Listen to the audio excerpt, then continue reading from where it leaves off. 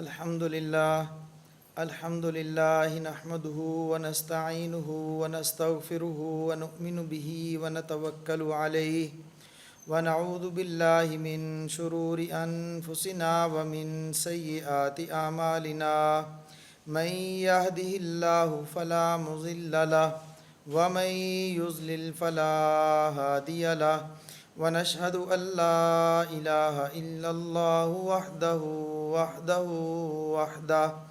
لا شريك له ولا مشير له ونشهد أن سيدنا وسندنا وطبيبنا وحبيبنا ومولانا محمدا عبده ورسوله أما بعد فأعوذ بالله من الشيطان الرجيم يا أيها الذين آمنوا كتب عليكم الصيام كما كتب على الذين من قبلكم لعلكم تتقون صدق الله العظيم وصدق رسوله النبي الكريم ونحن على ذلك لمن الشاهدين والشاكرين والحمد لله رب العالمین۔ اللہ جل جلالہ کا شکر ہے کہ اللہ رب العزت نے ہمیں رمضان مبارک کے مہینے کے اندر پہنچا دیا۔ اللہ رب العزت نے ہمیں برکتوں والا، رحمتوں والا اور گناہوں سے بخشش والا مہینہ عطا فرمایا ہے۔ اس پر اللہ جل جلالہ کا جتنا شکر ادا کیا جائے اتنا ہی کم ہے۔ اللہ رب العزت کی کسی بھی نعمت کا شکر ادا نہیں ہو سکتا، تو اللہ رب العزت نے ہمیں اتنی بڑی نعمتوں سے نوازا کہ رمضان المبارک کا مہینہ عطا فرمایا۔ یہ مہینہ رحمت والا بھی ہے، یہ مہینہ گناہوں سے بخشش والا بھی ہے، یہ مہینہ معافی والا بھی ہے، جہنم سے نجات کا بھی ہے۔ یوں سمجھو کہ یہ مہینہ نیکیوں کا سیزن ہے۔ اللہ رب العزت نے ہمیں محض اپنے فضل اور کرم کے ساتھ نیکیوں والا سیزن عطا فرمایا ہے، اور پھر اللہ رب العزت نے بہت پیارے انداز کے اندر ہم سب کو مخاطب ہو کے ارشاد فرمایا، یا ایھا الذین آمنو، اے ایمان والو، اے ایمان کا دعویٰ کرنے والو۔ اگر یہ کہا جائے تو اس کے اندر اللہ رب العزت نے اتنے پیارے الفاظ استعمال فرمائے کہ اے میرے اپنوں، تم میرے اپنے ہو، تم نے میری بات کو مانا ہے، تم نے میری بات پہ یقین کیا ہے۔ یا ایھا الذین آمنو، اے ایمان کا دعویٰ کرنے والو، اے ایمان لانے والو، کتب علیکم الصیام، تمہارے اوپر روزے فرض کر دیے گئے ہیں۔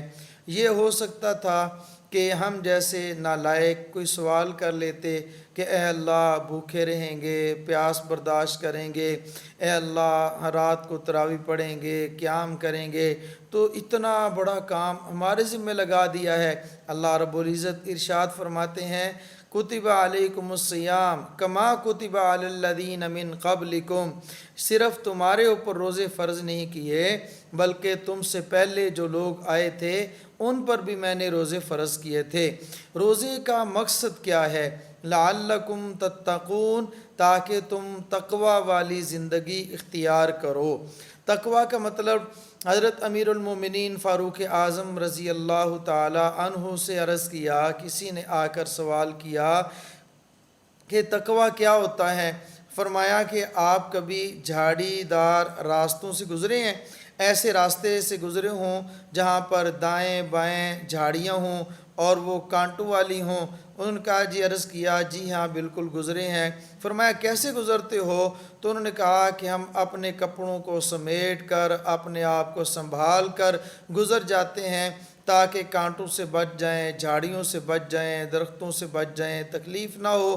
تو فرمایا کہ زندگی ایسے گزارنا کہ اللہ جل جلالہ کی نافرمانی سے بچ کر گزر جائیں، اللہ رب العزت کی اطاعت کے ساتھ گزارنا، اللہ کی بات کو مان کے گزارنا، اپنی زندگی سنبھل کر گزارنا، اسی کا معنی تقوی ہے۔ آدمی گناہوں سے بچ جائے، اور وہ گناہ جو رمضان مبارک کے علاوہ، ویسے تو اللہ کی نافرمانی رمضان کے علاوہ بھی نہیں کی جا سکتی، لیکن رمضان میں تو بالکل سوچا بھی نہیں جا سکتا کہ آدمی اللہ رب العزت کی نافرمانی کرے۔ لعلکم تتقون، تاکہ تقوی اختیار کر لو، تاکہ متقی بن جاؤ۔ اب خلاصہ عرض یہ ہے کہ رمضان المبارک کا مہینہ جو ہے، اس کا مقصد ہی انسان کی زندگی کے اندر تقوی کا آ جانا ہے، یعنی گناہوں کو چھوڑ دینا، ایسے اعمال جن کے نہ کرنے کا اللہ رب العزت نے حکم دیا ہے، جن کے چھوڑنے کا حکم دیا ہے، ان اعمال کو چھوڑ دینا ہی تقوی ہے، اور ایسے اعمال جن کے کرنے کا اللہ رب العزت نے حکم دیا ہے، ان اعمال کا کرنا تقوی ہے۔ اب دیکھیے بہت ساری چیزیں ایسی ہیں جو رمضان کے علاوہ حلال ہیں، جیسے کھانا ہے، پینا ہے، اپنا گھر کے اندر جانا ہے، بیٹھنا ہے، تو اور چیزیں، پھل کھانا، شربت پینا، پانی پینا، یہ حلال چیزیں تھیں، لیکن جیسے ہی رمضان کا مہینہ شروع ہوتا ہے تو اس کے کچھ اوقات ہیں، صبح سحری سے لے کر شام افطاری کے وقت تک، غروب آفتاب تک، ان اوقات میں یعنی وہ چیزیں جو حلال تھیں ان کو بھی چھوڑ دینا ہے، اس کا نام روزہ ہوگا۔ تو ظاہر ہے وہ چیزیں جو رمضان کے علاوہ حلال نہیں بلکہ حرام تھیں، ان کا رمضان مبارک کے اندر چھوڑنا کتنا ضروری ہوگا۔ میں اپنے دوستوں اور بھائیوں سے گزارش کرتا ہوں کہ دیکھیے ہم لوگ کیا کرتے ہیں، بعض اوقات رمضان کا مہینہ آ جاتا ہے، لیکن وقت گزارنے کے لیے کبھی ٹی وی کے سامنے بیٹھ گئے، ڈرامے دیکھ لیے، 2-4 فلمیں دیکھ لیں۔ اب وہ فلم جو پہلی حرام تھی، جس کا دیکھنا حرام تھا، جن ڈراموں کا پہلے دیکھنا حرام تھا، تو روزے کی حالت میں تو دیکھنا بدرجہ اولا حرام ہے۔ ظاہر ہے جس حلال کو ہم نے چھوڑ دیا ہے تو اب حرام کو تو بدرجہ اولا چھوڑنا ہوگا۔ تو میرے محترم دوستوں اور میرے بھائیوں، اللہ رب العزت نے یہ رمضان کا مہینہ دیا ہے، تو یہ رمضان کا مہینہ نیکیوں کا مہینہ ہے۔ اس کے اندر ہم اللہ رب العزت کا شکر ادا کریں کہ اللہ رب العزت نے ہمیں صحت عطا فرمائی ہے، بیماری سے اللہ رب العزت نے ہماری حفاظت فرمائی ہے۔ اب صحت ہے، صحت کا شکر یہ ہے کہ ہم اپنی صحت کو اللہ رب العزت کے احکام میں لگا دیں۔ صحت ہے تو رمضان کے مہینے میں اللہ رب العزت نے ہمیں بیماری سے بچا لیا۔ اگر بیمار ہوتے تو روزہ نہ رکھ سکتے، اللہ نے صحت دی ہے، روزہ رکھ لیں۔ اللہ نے صحت دی ہے، ذکر کر لیں۔ اللہ رب العزت نے صحت دی ہے، قرآن کریم کی تلاوت میں لگا لیں۔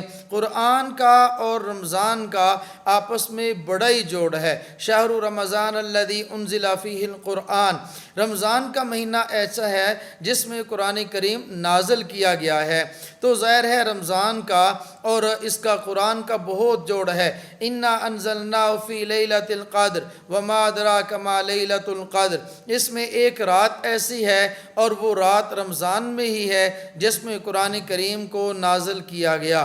ایک ہی رات میں پورا قرآن نازل ہوا، تو قرآن اور رمضان کا آپس میں بہت گہرا تعلق ہے۔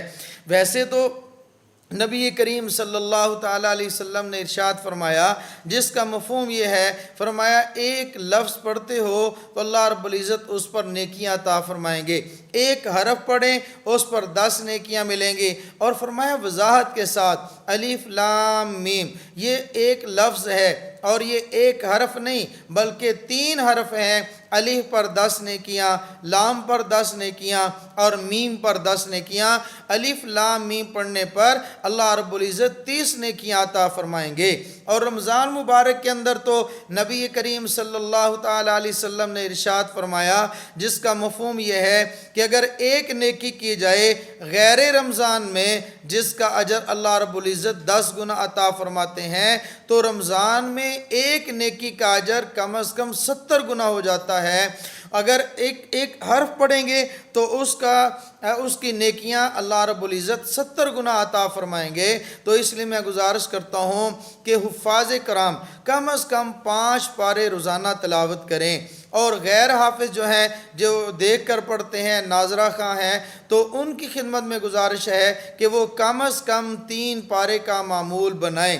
3 پارے اللہ رب العزت توفیق عطا فرمائے تو یہ کچھ بہت زیادہ نہیں ہے، اوقات بھی ہیں۔ اور دوسری بات یہ ہے کہ فرصت ہے آج کل، اکثر لوگ آج کل یہ کرونا وائرس کی وجہ سے گھروں کے اندر بند ہوئے پڑے ہیں، شہر اور ملکوں کے ملک، شہروں کے شہر لاک ڈاؤن ہے، لوگ گھروں میں بیٹھے ہیں، تو اپنے گھروں میں بیٹھ کر بجائے اس کے کہ لوڈو کھیلی جائے، بجائے اس کے کہ سوشل میڈیا کا کثرت کے ساتھ استعمال کیا جائے، بجائے اس کے کہ فلمیں دیکھی جائیں، تو ہمیں چاہیے ہم قرآن کریم کی تلاوت کثرت کے ساتھ کریں۔ اور دوسرا یہ ہے ہم لوگ اللہ رب العزت کا ذکر کثرت کے ساتھ کریں، ہم لوگ تلاوت کے اندر زیادہ اوقات تلاوت میں لگا دیں۔ اور تیسری بات یہ ہے رمضان کا مہینہ جیسے ہی آتا، حضرت ام عائشہ صدیقہ رضی اللہ تعالیٰ عنہ فرماتی ہیں کہ پیارے حبیب صلی اللہ تعالیٰ علیہ وسلم، سخی تو پہلے ہی تھے، کون نہیں جانتا پیارے حبیب صلی اللہ تعالیٰ علیہ وسلم کی سخاوت کو،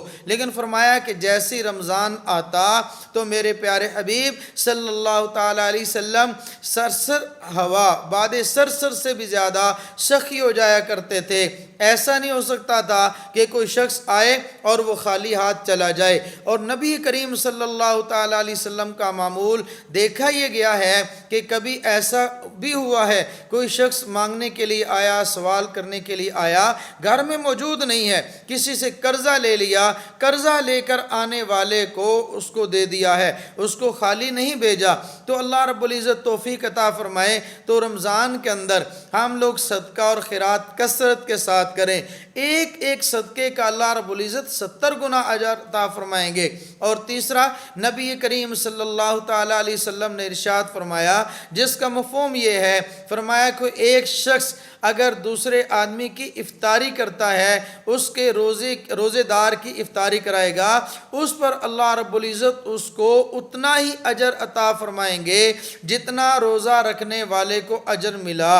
اور صحابہ نے عرض کیا یا رسول اللہ صلی اللہ تعالیٰ علیہ وسلم، ہم تو فقیر لوگ ہیں، فقر ہے، اتنا مال تو نہیں ہے کہ ہم لوگوں کی افطاری کرائیں۔ اللہ کے نبی صلی اللہ تعالیٰ علیہ وسلم نے ارشاد فرمایا، روزے دار کی افطاری کو پیٹ بھر کر کھلانا مقصد نہیں ہے، یہ تو ایک کھجور سے بھی ہو سکتی ہے، ایک کچی لسی کے گھونٹ سے بھی ہو سکتی ہے۔ دیکھیے کتنا آسان کام ہے، ایک کچی لسی کا گھونٹ، اس سے اللہ رب العزت پورے روزے کا اجر عطا فرما رہے ہیں۔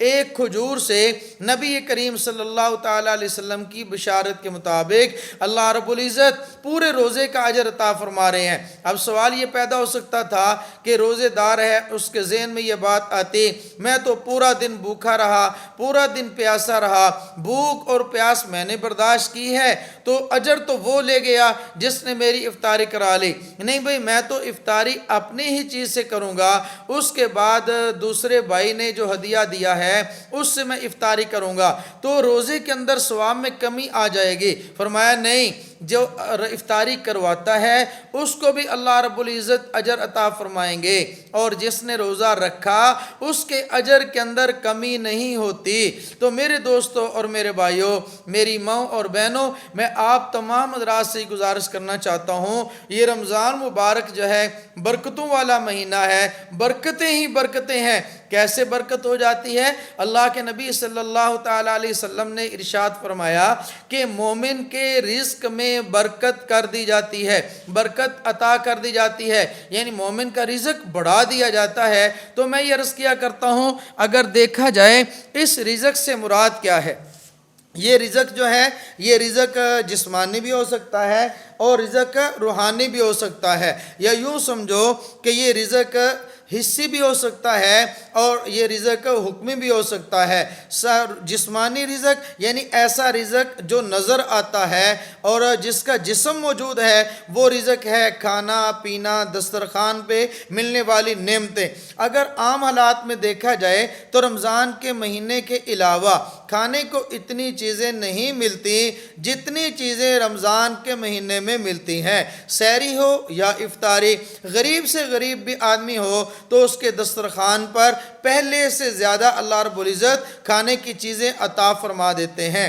اگر دوسری بات دیکھی جائے کہ ایک یہ ہے وہ رزق جس کا جسم ہے، جس کو جسمانی رزق کہہ سکتے ہیں، اور دوسرا ہے روحانی رزق جو دیکھنے میں نظر نہیں آتا۔ وہ کون سا ہے؟ اللہ رب العزت برکتیں عطا فرماتے ہیں اور رزق میں کثرت عطا فرما دیتے ہیں، وہ رزق ہے روحانی۔ اور اصل رزق مومن کا تو وہی ہے اللہ کا ذکر، اللہ کی یاد۔ یا اگر دیکھا جائے تو پورے سال میں جن کو اللہ رب العزت ایسے لوگ بھی ہیں توفیق نہیں ملتی، یعنی پورا سال گزر گیا قرآن کریم کو کھول کے بھی نہیں دیکھا، لیکن جیسے ہی رمضان کا برکت والا مہینہ آیا قرآن کریم کی تلاوت شروع کر دی، تو یہ مومن کا رزق ہے۔ بہت سارے لوگ ہیں پورا سال مسجد میں نہیں جاتے، رمضان کے مہینے میں مسجد میں جانا شروع ہو جاتے ہیں، پورا سال سنتیں ادا نہیں کرتے، نماز نہیں پڑھتے، تو جیسے رمضان کا مہینہ آتا ہے نماز 5 وقت کی پڑھنا شروع کر دیتے ہیں، اور پورا سال وہ لوگ تسبیح اللہ کا ذکر نہیں کرتے، لیکن جیسے ہی رمضان کا مہینہ آتا ہے ہاتھ میں تسبیح آ جاتی ہے اور اللہ کی یاد کثرت کے ساتھ کرنا شروع کر دیتے ہیں، تو یہ بھی اللہ کی طرف سے رزق میں کثرت ہو جاتی ہے، برکت ہو جاتی ہے، بڑھا دیا جاتا ہے۔ رزق ایمان والوں کا بڑھ گیا، یعنی جو اللہ کی یاد، جو اللہ کا ذکر غیر رمضان میں نہیں ہوتا تھا وہ رمضان مبارک میں ہو رہا ہے، تلاوت کی صورت میں ہو رہا ہے، ذکر کی صورت میں ہو رہا ہے، تراویح کی صورت میں ہو رہا ہے، استغفار کی صورت میں ہو رہا ہے، اور کئی صورتیں ایسی ہیں جس میں آدمی نیکیاں زیادہ کرتا ہے رمضان مبارک کے مہینے کے اندر۔ تو یہ رمضان کا مہینہ ہے، اس کے اندر ہمیں کثرت کے ساتھ اللہ کو یاد کریں، کثرت کے ساتھ تلاوت کریں، کثرت کے ساتھ صدقہ کریں اور افطاری بھی کرائیں۔ افطاری کراتے ہوئے ایک بات ذہن میں رکھیں، ایک ہے افطاری اپنے ہی رشتہ داروں کی کروانا، ایک ہے افطاری اپنے ہی دوستوں کی کروانا، ایک ہے افطاری اپنے ہی محلے کے لوگوں کی کروانا۔ اس سے کئی گنا وہ افطاری بہتر ہے ایسے غریب کو تلاش کیا جائے، ایسے غریب خاندانوں کو دیکھا جائے، مدرسے کے ان یتیموں، غریبوں، طالب علموں کو دیکھا جائے جن کو کھانے کو نہیں ملتا، جن کے پاس پیسہ موجود نہیں ہے، پورا دن روزہ رکھ لیا ہے۔ کئی دفعہ ایسا ہوتا ہے کہ بھوک اور پیاس کی وجہ سے روزہ تو رکھ لیا، ارادہ کیا چلو شام کو کچھ مل جائے گا، لیکن شام کو ان کے ہاں نہیں ہوتا، تو ایسے گھروں کو تلاش کیا جائے، ان کے گھر میں افطاری کا سامان پہنچایا جائے، اس پر جو وہ دعائیں دیں گے اللہ رب العزت کی ذات خوش ہو جائے گی۔ تو یہ ہے۔ اور تیسری بات میں عرض کرتا ہوں کہ تراویح کا اہتمام کیا جائے۔ کئی لوگ پوچھتے ہیں کہ تراویح کے بغیر روزہ نہیں ہوتا۔ میرے بھائی روزہ تو ہو جاتا ہے لیکن روزہ کامل نہیں ہوتا، اور رمضان میں جو تراویح کا اجر اور ثواب ملنا تھا اس سے آدمی محروم ہو جاتا ہے۔ کوشش کریں تراویح کا اہتمام فرمائیں، تہجد کا اہتمام فرمائیں، نوافل کا اہتمام فرمائیں، اور صلاۃ التسبیح کا اہتمام فرمائیں۔ صلاۃ التسبیح یعنی ایسی ایک نماز ہے اللہ کے نبی صلی اللہ علیہ وسلم نے اس امت کو تحفے کے طور پر دی ہے۔ 4 رکعتیں ہیں، صلاۃ التسبیح ہے۔ اس کا طریقہ انشاءاللہ مستقل کسی کلم میں آپ رات کی خدمت میں عرض کر دیا جائے گا۔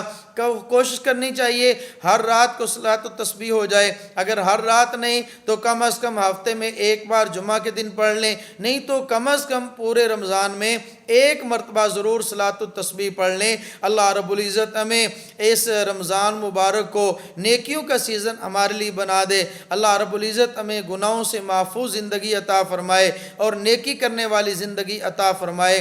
وآخر دعوانا ان الحمد للہ رب العالمین۔